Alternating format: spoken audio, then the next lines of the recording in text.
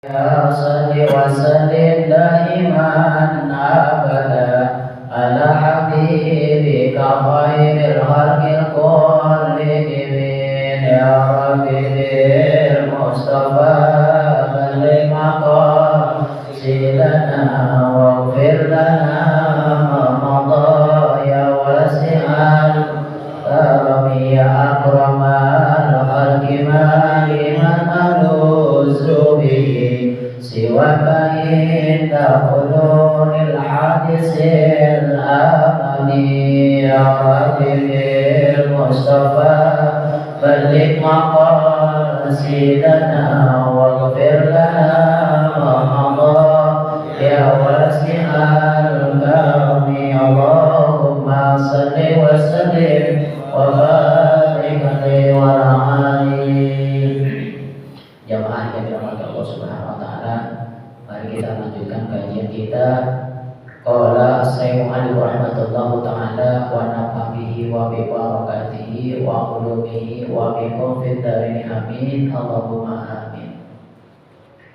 Wa fi riwayatin muttafaqun alaihi qala Rasulullah sallallahu alaihi wasallam la yazni bizani wa huwa mu'min wala yashriku syariku wa huwa mu'min wala yasrabul khamra hina yasrabuha wa huwa mu'min.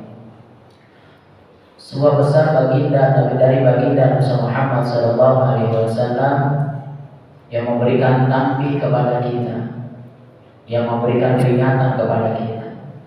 Apa kata Nabi? La yazni zani wa huwa mu'min wala yashriku syariku wa huwa mu'min. Tiada seorang berzina selagi dia mukmin, tiada seorang mencuri selagi dia mukmin, dan tiada seorang mukmin khamar pada saat dia minum adalah mukmin.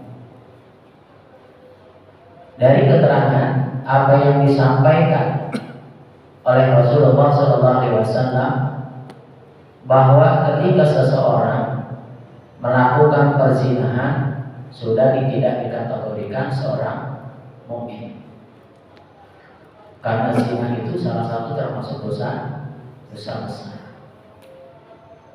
Ini kita hati-hati juga sebenarnya ya. Maka pantas kata Allah Subhanahu wa taala di dalam Al-Qur'an, wala taqrabu zina. Janganlah kalian mendekati perzinahan. Sebab orang yang melakukan perzinahan itu dalam syariat Islam dilakukan hukum rajam. Itu luar biasa. Maka diingatkan oleh Rasulullah SAW, jangan kita mendekati perzinahan. Ini sebuah pesan bagi Nabi Muhammad SAW. Kemudian juga wala yasriku syariku wa huwa mu'min, bahwa tiada seorang mencuri ketika dia melakukan pencurian, melakukan dosa. Ya, mencuri itu kategorinya dia begal, dia merampok. Mencuri itu kategori yang mencuri kan bahasanya ringan. Begal bahasanya kan kayaknya seperti apa kita laki melakukan sampai pembunuhan. Merampok dengan sadis, misalnya bahasa kalimatnya seperti itu. Begal dengan sadis. Mencuri saja dikategorikan dia sudah seorang mukmin. Maka pesan bagi Nabi Muhammad SAW bahwa keimanan kita ini kan fluktuasi. Kadang keimanan kita bertambah, kadang keimanan kita berkurang. Bagaimana memotivasi keimanan kita? Kata Nabi, jadidu imanakum la ilaha illallah. Yang dianjurkan ketika kita selesai sholat maghrib itu afdhalu zikri la ilaha illallah wa ba'da subuh. Dia sangat dianjurkan. Perbaharui keimanan kita dengan mengucapkan kalimat tauhid. Iman itu ibarat sebuah titik. Kalau kita setiap melakukan kebaikan, maka itu akan bertambah bentengnya, penjagaannya. Lah kalau kita sementara iman kita tidak pernah tambah, iman kita tidak pernah kita lakukan edukasi, tetap kita sampai di situ saja. Ya, hadirnya kita di pengajian ini menambah keimanan kita. Sholat kita berjamaah menambah keimanan kita. Sholat di masjid menambah keimanan kita. Maka jangan sampai keimanan kita berkurang dan terus berkurang. Bahkan pesan Nabi baliyazdat tambah terus keimanan kita. Jaga, bentengi iman kita. Kan kemaksiatan merajalela. Ya, keluar kita dari rumah saja mungkin kita tidak menghindari dosa mata, kita tidak bisa menghindari dosa telinga, kita tidak bisa menghindari dosa tangan, kita tidak bisa menghindari dosa hidung, kita tidak bisa menghindari dosa mulut, kita tidak bisa menghindari dosa hati kita, malah kita. Gak usah jauh-jauh aja, mulut aja. Ya kan? Mulut itu kan ada pepatah mengatakan tidak bertulang, tapi sekali kata menyakitkan. Sehingga ada pepatah pula mengatakan mulutmu adalah harimau. Kalau sekarang bahasa canggihnya jarimu adalah harimaumu. Nah, kalau kita misalnya enggak, kita tabayun dulu misalkan ada undang-undang kita kita nantinya. Jaga iman kita. Yang mencuri saja tadi dikategorikan sudah lepas keimanannya. La ilaha illallah. Tambah keimanan kita. Ya. Termasuk kita mencari sahabat, mencari teman yang memang kalau orang Betawi bilang orang yang rajin ngaji, berkumpul bersama dengan orang-orang yang baik. Sebab di antara kita berkumpul dengan teman-teman yang baik, bukan tidak mungkin nanti ada salah satu orang menjadi syafaat kita, dibanding kita bergaul dengan orang-orang yang murakan. Ya, bergaul dengan geng motor misalkan yang murakan. Ya, kalau geng motor yang lagi ngaji sih masih mandi ya. Arak-arakan untuk tabligh misalkan masih mandi. Ya, kalau geng motor yang merusak fasilitas umum, melakukan kekacauan, keributan. Tapi sedikit apapun teman yang kita dampingi, teman yang kita sahabati, berteman dengan orang-orang yang soleh tadi, bisa jadi di antara teman kita itu nanti menjadi syafaat kita. Ya, ada sebuah riwayat ketika Allah Subhanahu wa Ta'ala mencari hambanya si bulan bin bulan, cari ada amal kebaikannya atau tidak. Kata malaikat, ya Allah, ini orang nggak pernah sholat juga masih orang kota bilang masih letang gitu. Dan amal kebaikannya juga sedikit. Tapi dia berteman dengan orang-orang yang baik, berteman dengan orang-orang yang soleh. Apa kata Allah Subhanahu wa Ta'ala? Fastaghfiru dzunuba, aku telah mengampuni dosa dia. Asbab dia bergaul dengan orang-orang yang soleh. Kan kita berada di dalam dua pilihan. Apakah yang kita cari jalan yang lurus atau jalan yang tidak diridhai oleh Allah Subhanahu wa Ta'ala? Apa yang kita cari teman-teman yang nanti akan membantu kita, menolong kita, memberi syafaat kita, atau justru teman-teman kita yang menjerumuskan kita? Kalau orang yang memiliki akal sehat, tentunya yang dia cari adalah teman-teman yang baik. Maka kata Nabi, khairun nas anfa'uhum linnas. Sebaik-baiknya orang itu memberi manfaat buat orang lain. Maka janganlah kita melakukan hal-hal yang melanggar norma-norma agama. Termasuk tadi di antaranya dalam pesan Nabi Muhammad SAW dalam hadis ini berzina. Memandang sesuatu saja kita yang dilarang oleh Allah Subhanahu wa Ta'ala. Tiap hari kita lakukan, setiap saat kita lakukan, Sehingga tidak ada dosa kecil tapi setiap hari kita lakukan, maka tidak mungkin dosa semakin menjadi semakin bertambah, bernumpuk misalnya. Tapi apabila kita lakukan kesalahan, kehilapan, kita bertobat kepada Allah Subhanahu wa taala, mohon ampun kepada Allah Subhanahu wa taala, maka dosa kita akan diampuni oleh Allah Subhanahu wa taala. Ya. Maka orang yang mencuri saja dikategorikan tadi disebutkan dia kategorinya sudah dikategorikan tidak beriman kepada Allah Subhanahu wa taala pada saat dia melakukan itu. Wala yashrabul khamra hina yasrubuha wa huwa mu'minun. Termasuk di antaranya adalah orang yang minum khamr. Yang memabuk, setiap minuman yang memabukkan kategorinya haram. Ya, saya ulang. Setiap minuman yang memabukkan kategorinya haram. Ya, maka jangan coba-coba. Kita mau minum yang memabukkan apapun produknya. Ya, termasuk di antara yang ketika kita berada dalam posisi dalam keadaan mabuk, Allah haramkan kita. Ya, Allah haramkan kita untuk melakukan sholat berjamaah. Kan kepengen kita sebiasa untuk melakukan sholat berjamaah. Ya, karena dalam posisi mabuk tadi, ya, ibaratnya otak normalnya hengkir, begitu. Baunya saja diharamkan, apalagi dia sampai meminum khamr tadi. Ya, maka janganlah kita melakukan hal-hal yang apa yang dilarang oleh Rasulullah SAW.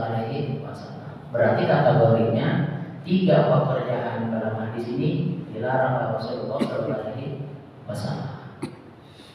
Ya. Yang pertama kategorinya adalah orang yang melakukan perzinahan. Hukumnya saja rajam. Ya.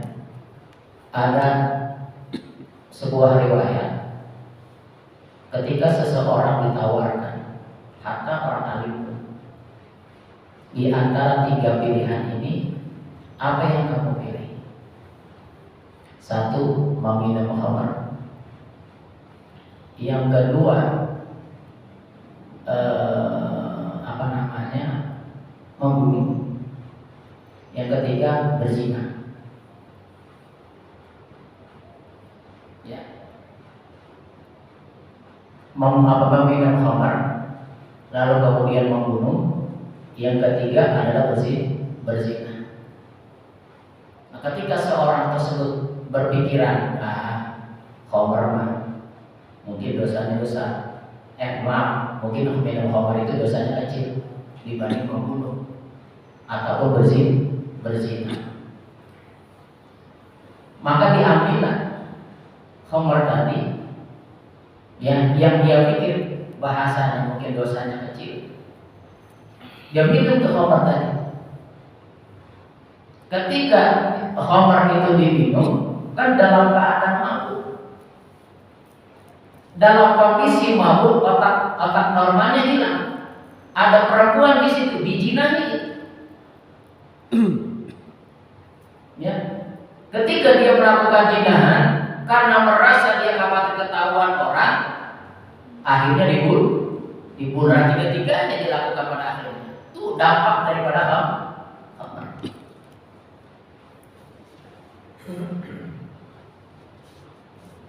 Astagfirullahaladzim. Hindari. Ya. Kan bulannya biasanya kan coba-coba nyicipin. Ya. Yang namanya nyicipin kalau enak ketagihan kan? Nyobain lagi dah. Kan begitu. Yang namanya nyicipin. Ketika dia coba-coba, ketagihan lama-lama. Astagfirullahaladzim. Ini pesan bagi Nabi Muhammad SAW. Jangan kita melakukan perzinahan, kemudian juga mencuri, dikategorikan tadi, dan juga meminum khamr. Ya, dikategorikan dia keimanannya telah hilang. Maka maka selalu perbaharui keimanan kita. Ya, bentengi keimanan kita. Benteng iman pertama adalah masjid. Masjid adalah rumah Allah, di mana di dalamnya orang melaksanakan ibadah, di mana di dalamnya orang bermunajat dan minta segala sesuatunya kepada Allah Subhanahu wa Ta'ala. Innama ya'muruna masajidallahi fil ardh man amana billahi ila akhir ayat. Sesungguhnya orang yang memakmurkan masjid itu adalah orang yang beriman kepada Allah Subhanahu wa Ta'ala. Ya, ila akhir ayat, dan orang yang beriman hari akhir. Bahasa gampangnya, kalau bukan kita yang berada di lingkungan masjid, yang memakmurkan masjid, siapa lagi? Kan begitu. Kita yang berdekatan dengan masjid, yang memakmurkan masjid, siapa lagi? Apa mesti orang lain? Apa masih orang-orang yang jauh bahasanya? Maka masjid adalah benteng iman. Yang kedua, benteng iman itu qiraatul Quran, membaca Al-Quran. Itu benteng iman kita. Kata Nabi, siapa orang yang pasti membaca Al-Quran, kelak di dalam surga bersama malaikat Allah Subhanahu wa Ta'ala. Orang yang pasti nih kategorinya, lancar dia, sah dia, fasih dia bacaannya, bersama malaikat di dalam surganya Allah Subhanahu wa Ta'ala. Kemudian barang siapa yang terbata-bata membaca Al-Quran, maka baginya 2 pahala kebaikan. Kita nggak bisa belajar, kita tidak bisa membaca Al-Quran, tapi mau belajar Al-Quran. Kalau zaman saya dulu ngaji masih diajak, kalau itu sekarang ada CBSA, cara belajar santri aktif, Iqra. Kalau zaman kita dulu ngaji kan diajak alif fathah, alif kasrah, alif dhamma, a i u, kan begitu. Alif fathatain, alif kasratain, alif dhammatain, an, un, sampai membaca Al-Quran diajak. Kalau sekarang kan metode sudah luar biasa, masih banyak orang yang enggak mau belajar Al-Quran. Terserahnya kita mau pakai metode apa, mau belajar Al-Quran dengan metode Iqra misalkan, dengan metode Utsmaniyah misalkan, metode Hataiyah misalkan, dengan metode qiraati Al-Quran, belajar Al-Quran. Ini terkadang ada, udah kagak bisa baca Al-Quran, kagak mau belajar Al-Quran. Ya, jangan malu belajar alif-alifannya salah, alif beneran, kalau jangan alif-alifan. Ya kan begitu. Motivasi selama kita mau belajar, salahnya saja tadi kita tuh mendapat 2 pahala kebaikan. Ya, di mana ada majelis untuk membaca Al-Quran, ayo kita belajar Al-Quran. Jadi Al-Quran adalah salah satu di antara benteng iman. Yang terakhir, benteng iman itu adalah sedekah. Ya, kita bersedekah di jalan Allah Subhanahu wa Ta'ala. Itu benteng kita. Ya, bahasa gampangnya mensucikan harta yang ada dalam kita, yang kita miliki. Dalamnya bersedekah. Mudah-mudahan dengan apa yang dipesankan oleh baginda Muhammad SAW, kita terhindar dari 3 perkara yang akan menghancurkan keimanan kita, dan kita bentengi iman kita agar kita menjadi orang yang kuat, orang yang kokoh, sehingga Allah pelihara keimanan kita dan keistiqomahan kita selalu kita jalankan untuk menjamin ketaatan kita kepada ibadah kita kepada Allah Subhanahu wa Ta'ala. Wallahu a'lam bishawab. Bismillahirrahmanirrahim. Alhamdulillahirabbil alamin. Alhamdulillah wa yakfi mazida. Ya Rabbana lakal hamdu wa lakal syukru kama sultan. Allahumma salli ala sayyidina Muhammad wa ala sayyidina Muhammad. Allahumma ighfir lahu warhamhu wa'afihi wa'fu anhu. Allahumma ighfir lahu warhamhu wa'afihi wa'fu anhu. Allahumma ighfir lahu warhamhu wa'afihi wa'fu anhu. Allahumma ighfir lana dzunubana wa li walidina warhamhuma kama rabbayana shighara. Rabbana atina fid dunya hasanah wa fil akhirati hasanah wa qina adzabannar. Bi fadli subhanaka rabbika rabbil izzati amma yasifun wa salamun alal mursalin walhamdulillahi rabbil alamin. Wassalamualaikum warahmatullahi wabarakatuh.